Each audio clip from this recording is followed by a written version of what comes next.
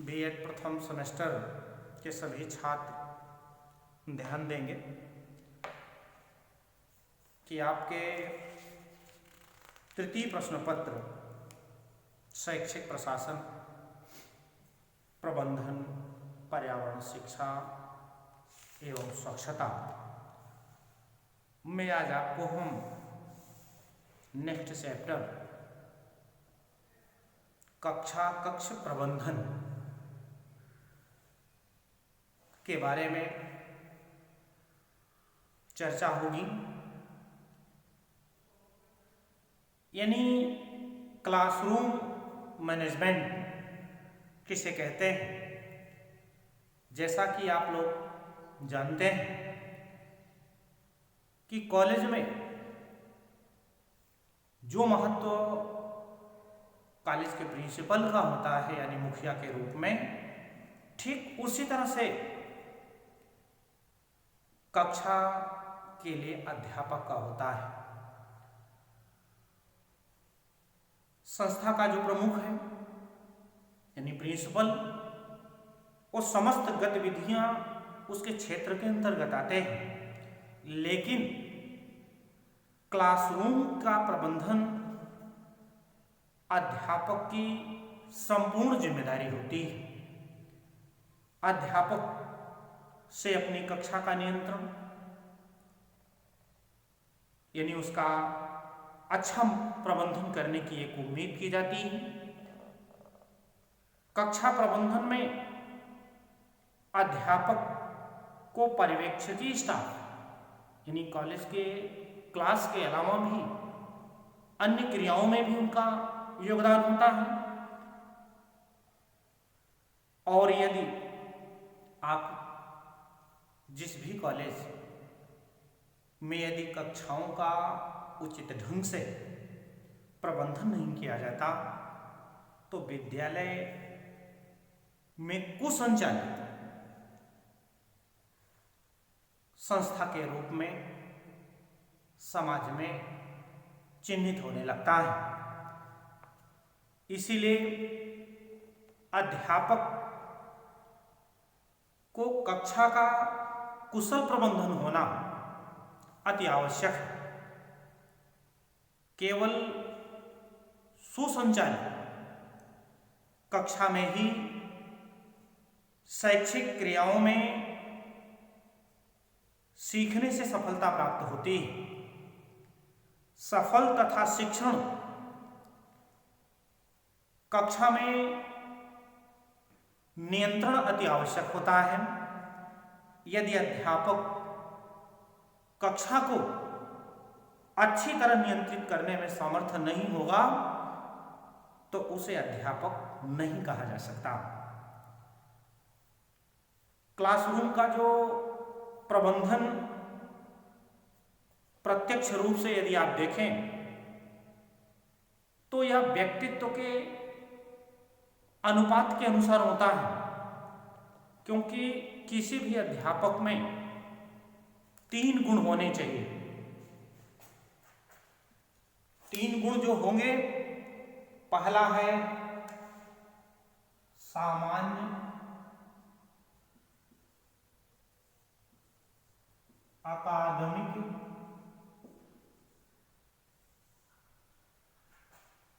गुण, नंबर 2 है व्यावसायिक गुण,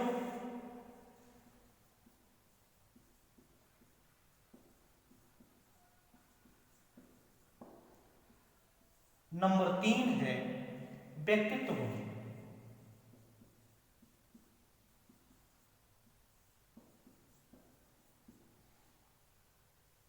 यानी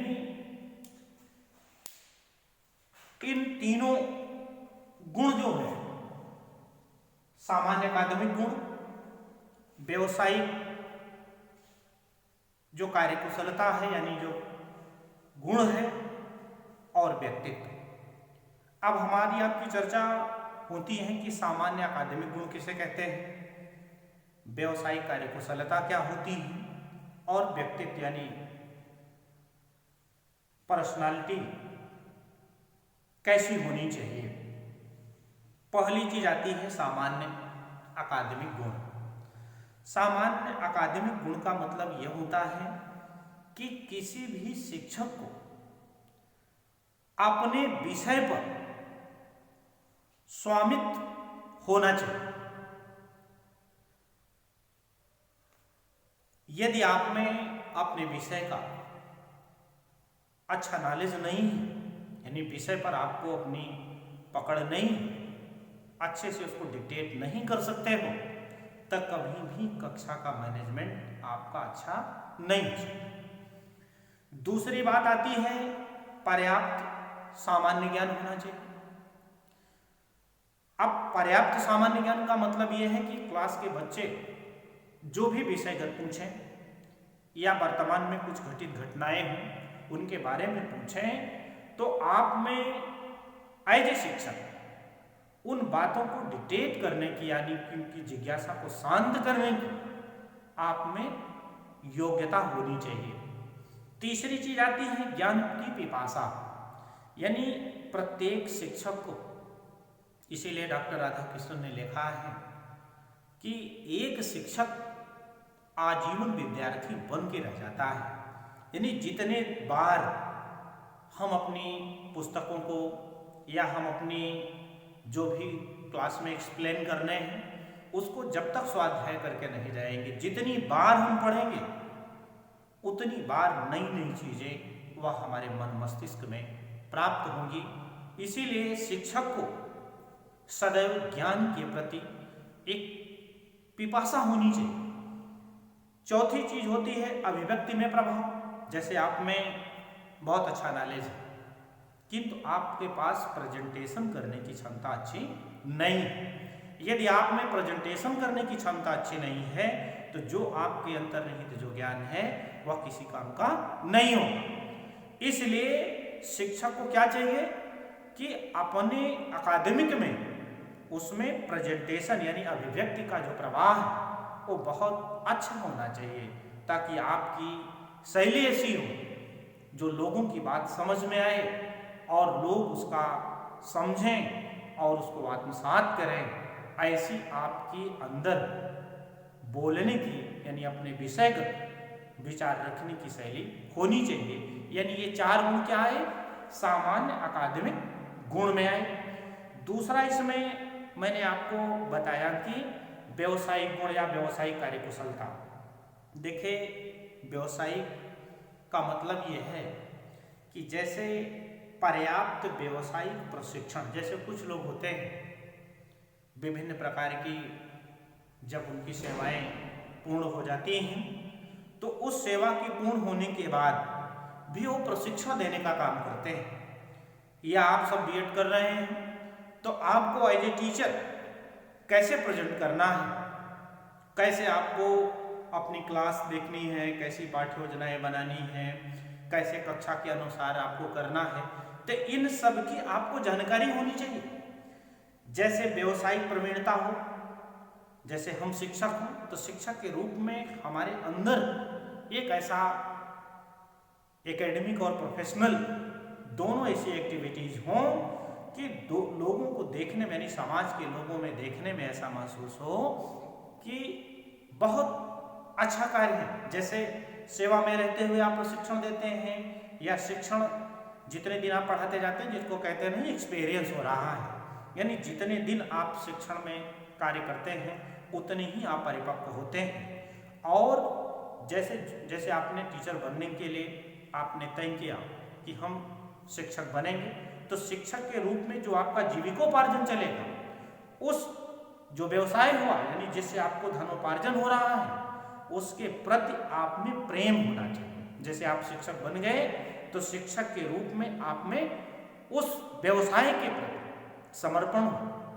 ऐसा भाव हो कि उसमें लगे, यानी बोझ महसूस ना हो बल्कि उसको बहुत अच्छे ढंग से करने की आप में जिज्ञासा होनी चाहिए।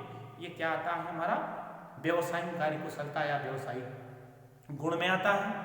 तीसरी बात आती है इसमें व्यक्तित्व का गुण। जैसे शिक्षक के लिए सबसे पहली विशेषता होती है अच्छा शारीरिक स्वास्थ्य यानी गुड फिजिकल हेल्थ, यानी एक शिक्षक को फिजिकली बहुत फिट होना चाहिए। दूसरा आता है इसमें संवेगात्मक और मानसिक स्वास्थ्य, यानी मन से और आप अपने संवेगों से पूर्ण स्वस्थ हों।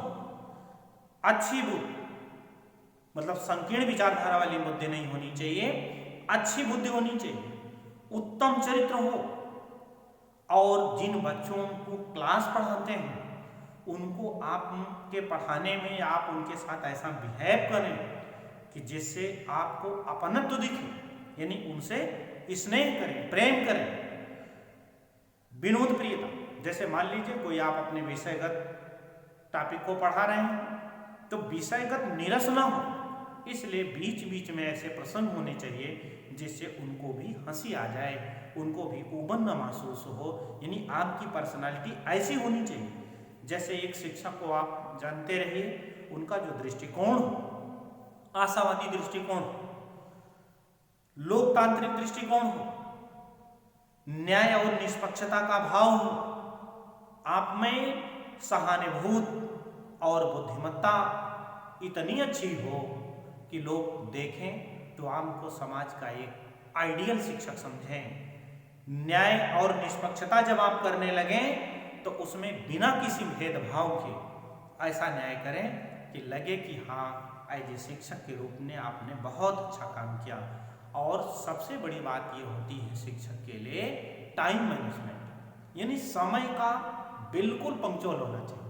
मान लीजिए 10 बजे से आपकी क्लास है तो 9:50 पर आपकी प्रेजेंटेशन कॉलेज में होनी चाहिए। जैसे बेल लगे वैसे आप अपनी क्लास में पहुंच जाएं, और जब क्लास में पहुंच जाएं तो वहां फिर विषयगत चर्चाएं हैं। वहां ये ना हो कि हम अपने टाइम को किसी तरह से कार्य कर रहे हैं, मतलब बिता रहे हैं। और आत्मविश्वास, यानी आपको अपने विषय का आत्मविश्वास, अपने कार्य क्षेत्र का आत्मविश्वास, और अगली चीज आती है आत्मविश्लेषण, मतलब हमको खुद का भी सेल्फ एनालिसिस करना चाहिए कि कहीं ऐसी कोई कमी तो नहीं आ रही है, या कहीं हमसे कोई कमियां तो नहीं हो रही हैं।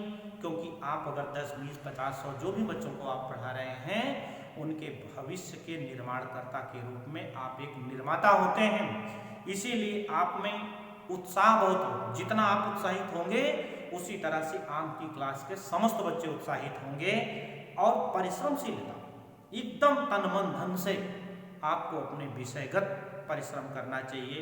और मिलनसारिता भी आती है। मिलनसारिता मतलब आप हमारे यहाँ के पूर्वजों ने एक बात कही है, जैसा देश वैसा भेष, यानी जहाँ जिस तरह से हमको रहना पड़े वहाँ हमें अपने को एडजस्ट कर लेना चाहिए। और लास्ट में आता है व्यक्तित्व में प्रगतिशील चिंतन, यानी हमारी जो सोचने की जो क्षमता हो वो इतनी अच्छी हो कि लोगों को, यानी बी पॉजिटिव, निगेटिव नहीं सोचना चाहिए, सदैव पॉजिटिव सोचना चाहिए।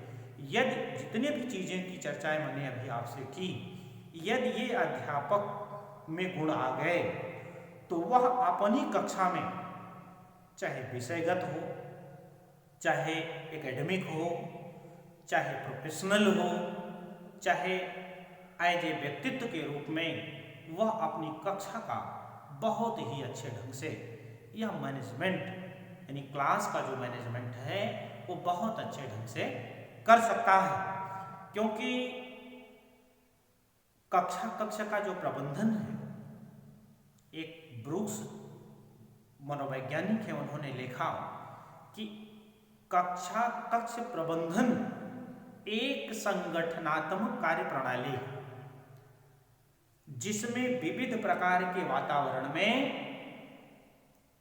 किए गए कार्य, यानी जितने भी कार्य हम करते हैं, जिनके परिणाम स्वरूप मन के कुछ विशेष मूल्य विकसित हो जाते हैं। जैसे मनुष्यों के लिए आदर करना, जैसे आपने किसी को देखा, उनको बड़ा आदर किया, उनके साथ बड़ी निष्ठा के साथ आपने कार्य किया, आत्मनिर्देशन होता है और सामूहिक संयोजन होता है। यानी जब इन सब गतिविधियों से जुड़ते हैं एज ए शिक्षक के रूप में, तो आप जहाँ भी होंगे, चाहे क्लास हो, समाज हो, संगोष्ठी हो, कहीं भी, वहाँ आपका जो मैनेजमेंट होगा वो बहुत अच्छा होगा।